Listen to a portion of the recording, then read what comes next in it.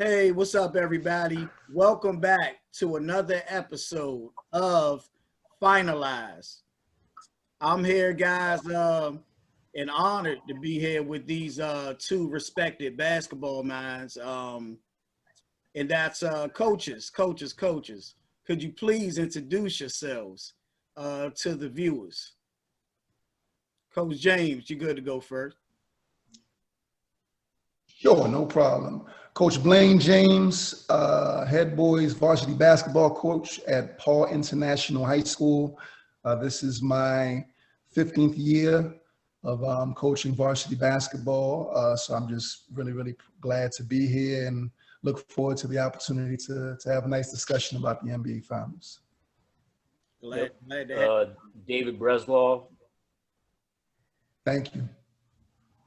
And I'm David Breslaw. I coach boys varsity at Richard Montgomery High School in Rockville, Maryland. We play in 4A in Montgomery Public Schools, in Maryland Public Schools. And this is my seventh or eighth season on varsity at Richard Montgomery. I've coached a little around the way, a couple different schools. Coach Breslaw. Nice to meet you, Coach. Breslaw and Coach James. Glad to have the both of you. Coach, I did say your name correct, did I? Breslaw. Breslaw. I was correct. Thank you. Breslaw. Breslaw. I've been trying to get this correct. Thank you, Coach. Honored to have the both of you well-respected basketball minds. Not just me saying this, but you can ask around. DMV area is glad to have the both of you. Coaches, 115 to 104 Miami last night. Who really thought that was going to happen and in the fashion that it took place? Jimmy Butler. I mean, with 40 points, triple-double, unbelievable performance.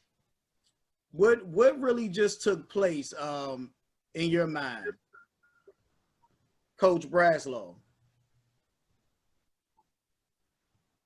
First, I think it's hard to defeat any team 3 games in a row. That's always that's something that we talk about on our team all the time. We got in the way that Maryland public schools are set up. You can play your rival twice, and then you got to play.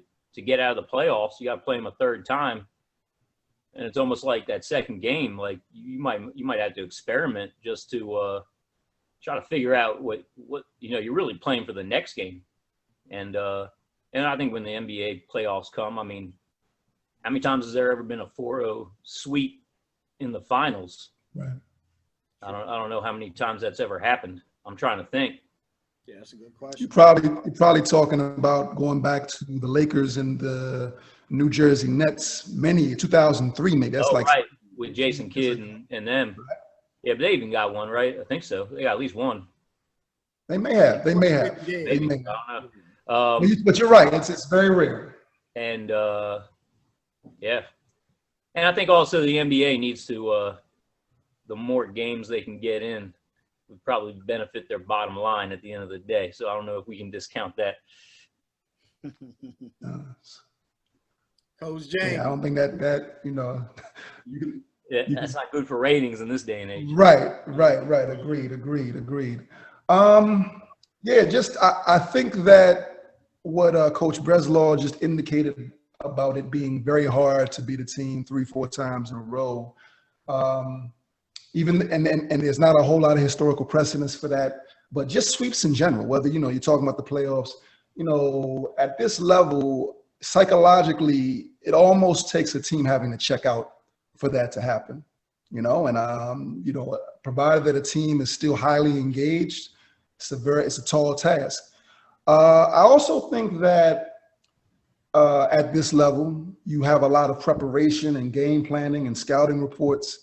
And, Miami is a kind of a transitioning, how can I put it? They've been, since the playoffs have started, they've kind of been like transitioning and evolving into the team that they're at right now. Not to say that they didn't have success during the course of the year, but you could see that the dynamic play and the versatility that they presented, the problems they're presenting, it's evolving. And when Gordon Dragic,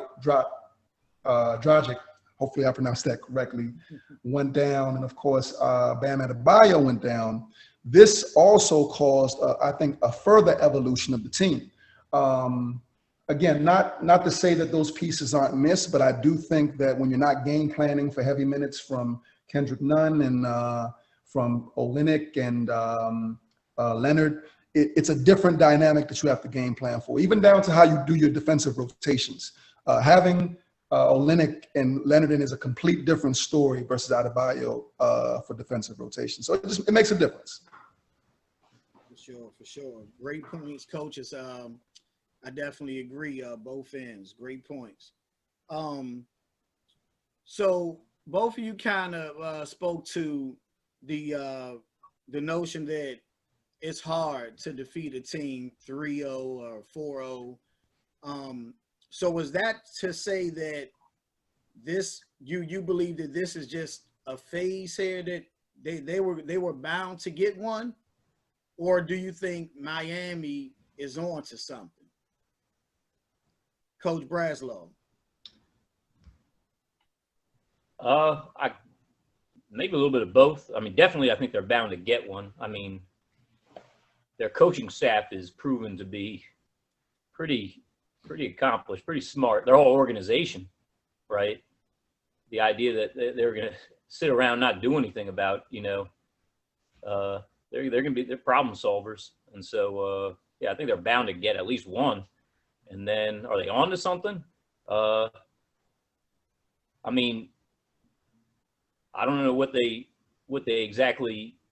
I mean, I do know some things that they did towards the end, but I mean, the biggest things they hit shots, which they did not do in the first couple. I mean, the idea that the Lakers were a better 3-point shooting team in definitely the second game. I think the first game too, and Miami's like. Aren't they they're like the best 3-point shooting team in the NBA, and the Lakers are like one of the worst. Right. I might be exaggerating, but I think that's pretty close to accurate. Disparity's wide for sure. Yeah, and then so their roles get switched, and then all of a sudden last night, Butler shoots. What percent did he shoot? That was, I think, the most impressive part. I thought he only missed a couple shots, right? That's right. That was crazy. And then I don't know what.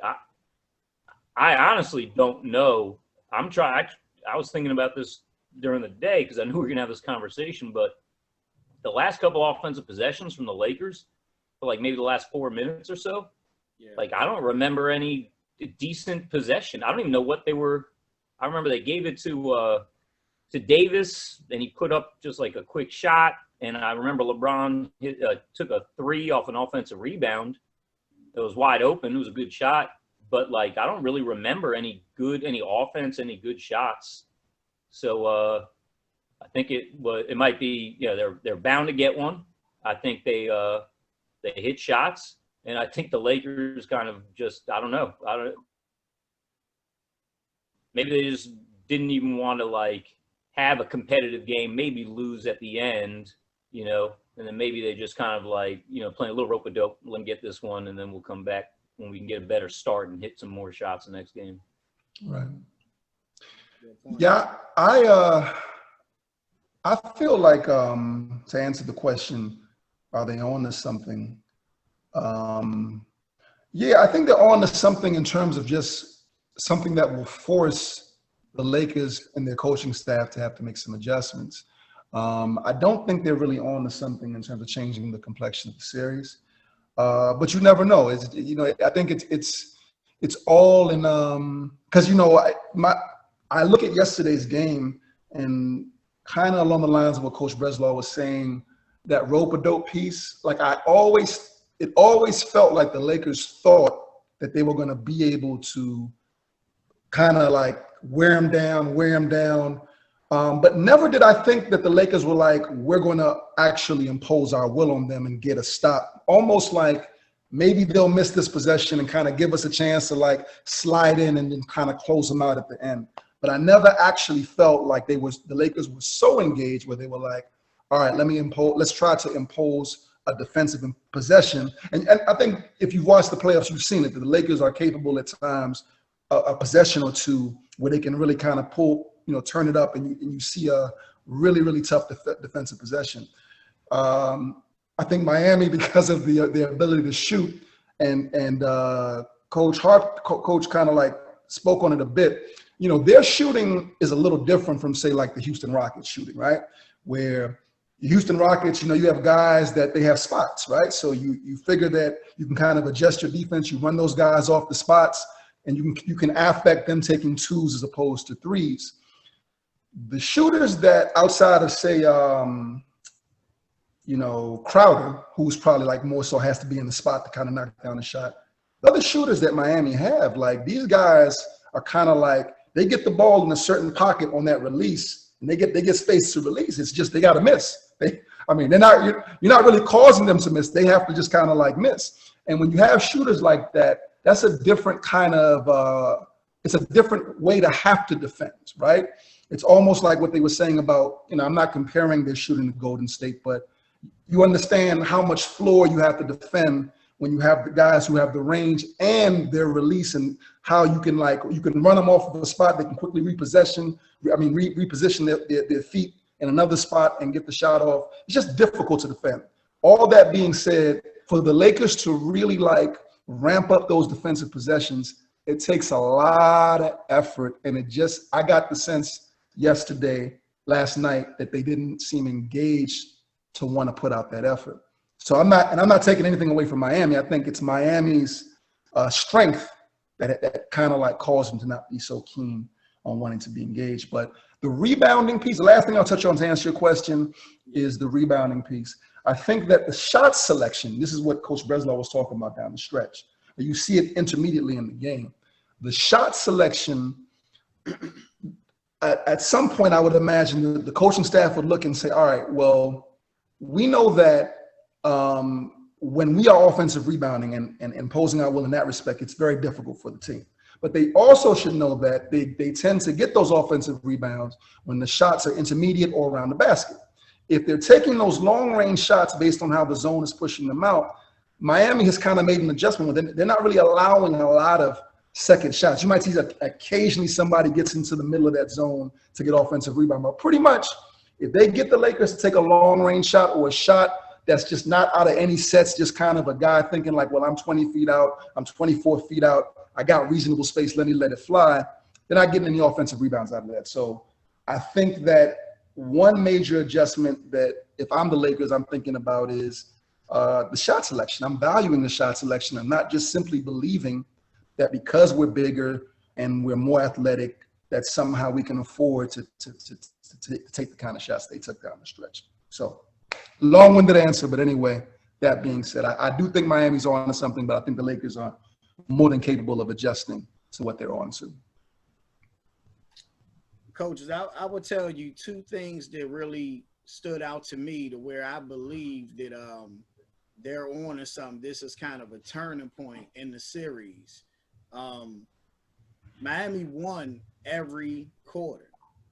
That's something that really grabs me. Even say like on a high school level, when you may scrimmage and you scrimmage by quarters, it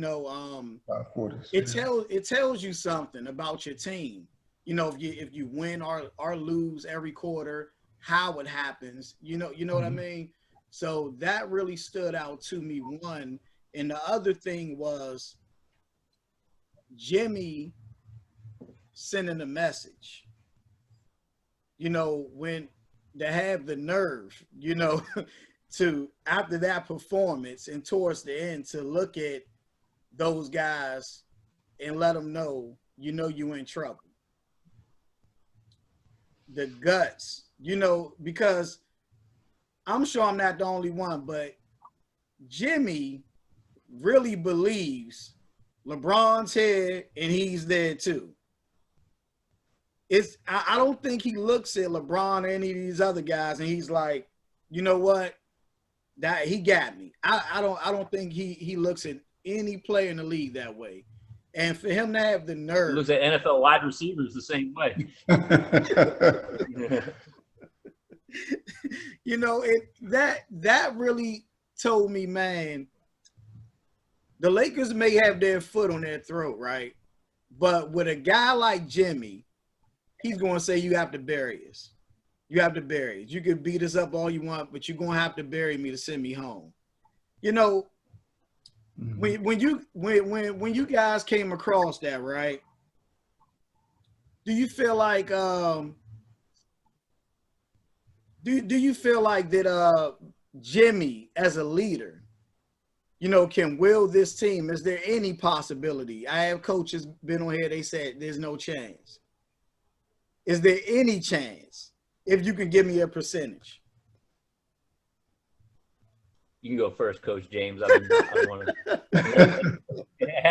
So that's a very interesting question.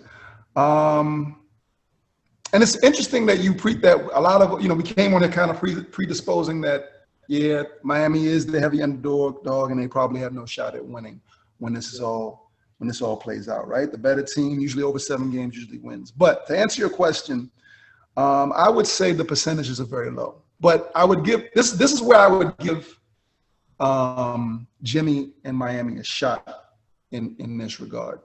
And I don't want to like speak beforehand if we address this later, but I do think that they've been in the bubble now for how long? It's been like 2 months? 3 months? Yeah, I think more than that, right? More than that, okay. So you know how you deal with adversity, you know, like under those circumstances is a very interesting point. Like it would be probably mind-blowing to see them like flip this thing around and kind of maybe do something in light of like what this kind of is like what I saw. I don't know if you guys remember the Dallas Mavericks Miami Heat series.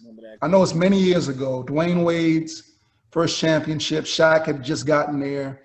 Yeah. And Dallas had jumped out 2-0. Dallas had the better record for the course of the year. They had I think they had the most wins in franchise history that year. And they jumped out 2-0 on them. But something happened. Well, you know, that was the format where you played 3 games in a row. After the home team got 2 games, you did 3 games in a row for the away team.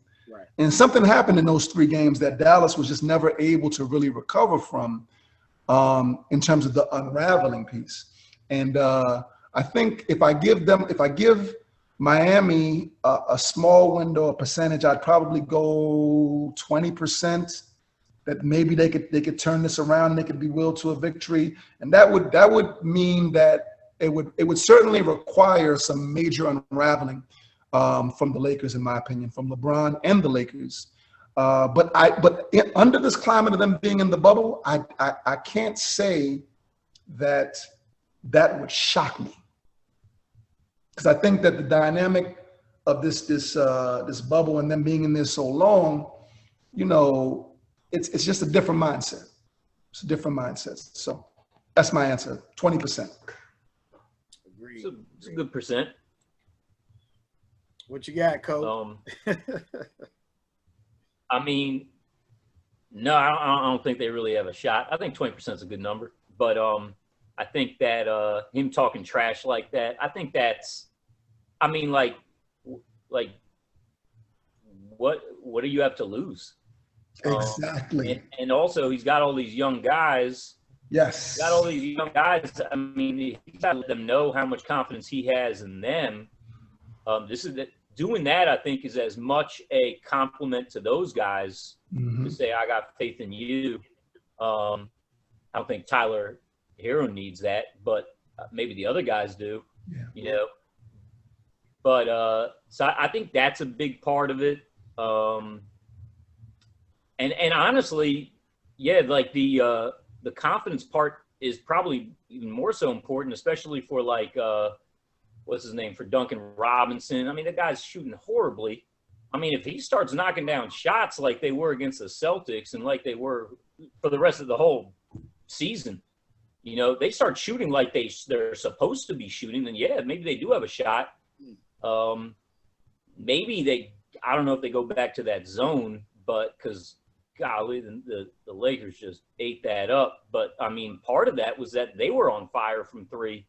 As I always go back to the 3-point shooting. That's always my biggest analytic to look at. Anyway, but yeah, I mean, if he can instill the confidence in them to shoot like they're supposed to, Mm-hmm. and then they can find a way to not let the Lakers shoot like they're or make them shoot like they're supposed to, then yeah, I guess that goes up, and I think that's maybe where that trash talking comes from. Mm-hmm. Great points. Now, leadership, right? When I look at this Miami team, I think this is something that has gone over a lot of people's head. The leadership of Haslem and Iguodala. Mm-hmm. You know, I want to hear from you coaches, and we can start with Coach James. The impact. What do you feel like? How important that impact is to this run that Miami's having from Iguodala and Haslem? Well, for me, for the kind of players that I like to coach, basketball IQ. Like, just the team was already, Miami as a team already has a very high basketball IQ, but I think having Iguodala in the mix, to me, that is, I'm sure that in terms of a calmness and experience and how he communicates with the team, that he probably exemplifies everything you'd want in a veteran in the league. I don't doubt that. Everybody's seen Haslem on the sideline being animated. The young players buy into him. That's unquestioned, right? But I think more than anything, particularly for Iguodala, his basketball IQ and how well he's been able to just essentially mesh and fit into what they're doing. That has been, you take him out of the mix. I mean, I don't know how many minutes he played. He probably doesn't play huge minutes for them, or you don't see it, but that could go unnoticed. I think his minutes are huge for them. Just everything from when he passes, how he passes, setting up himself for an offensive rebound, how he defends a player, how active his hands are. You know, those guys are not great defenders in terms of Duncan and Hero, but even just, you know, it just makes a huge difference in that regard. So, yeah.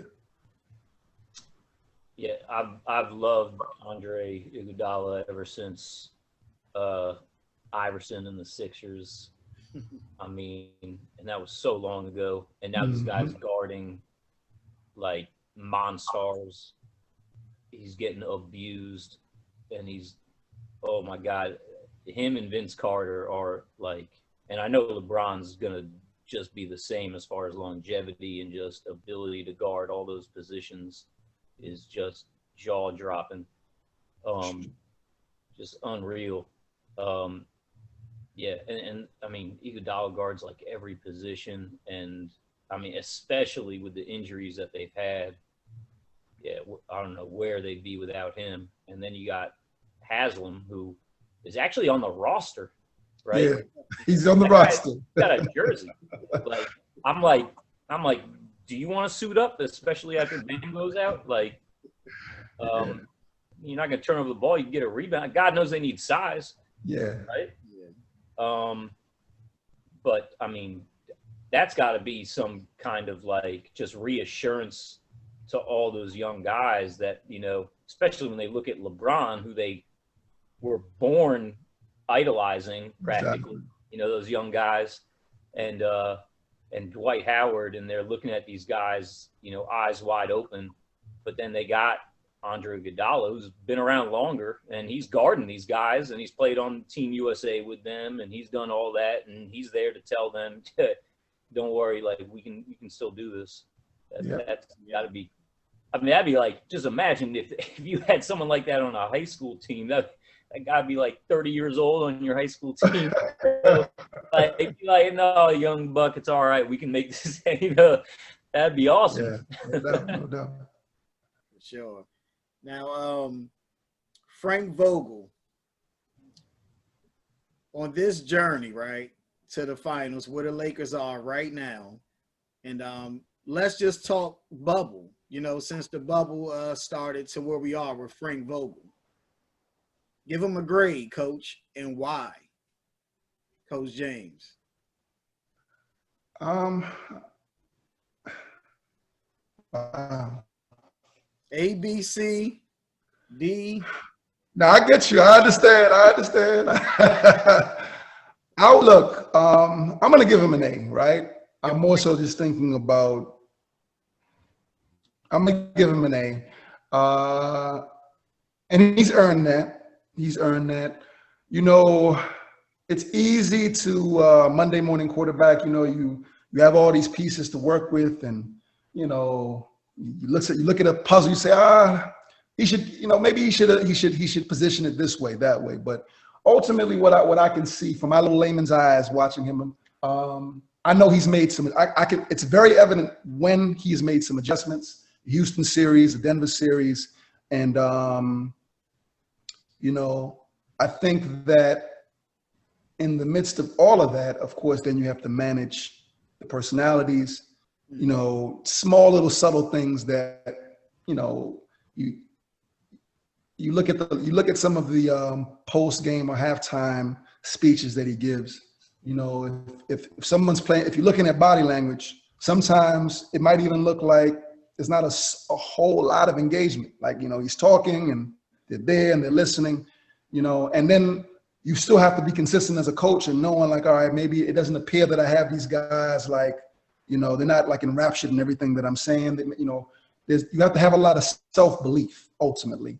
And under those circumstances, they've had some small spots of adversity. And when I say adversity, just meaning like what's happening right now, like, okay, how could they, you know, that's the world we live in. They lose a game. It's like, how could they let that happen?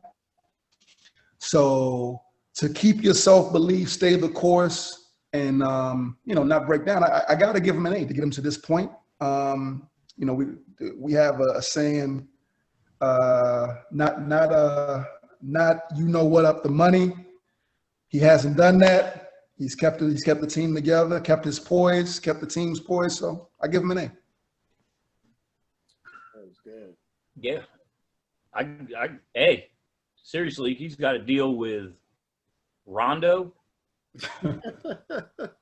Dwight Howard, and LeBron James. I mean, I can remember I mean, some of the other guys are pretty easy to deal with, but it's J.R. Smith, Marquise Morris, right. I remember when LeBron played with the Heat, and I always thought Eric Spoelstra was going to get fired because of the disrespect that LeBron was showing him on the sideline. I don't know if you guys remember that. Dude. I mean, and we've seen the disrespect to other coaches like Tyronn Lue and the international from David Israel, Black. Rosen. David Black. What was it? David Black. Yep. Yeah. Oh my God. Like, and I haven't seen any of that. Yeah.